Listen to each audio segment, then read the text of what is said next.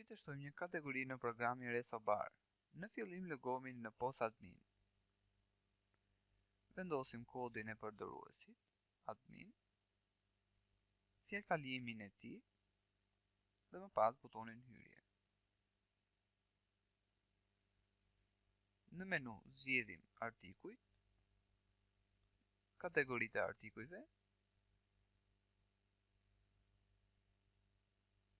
më pas shtypim butonin shto, vendosim emërtimin e kategorisë,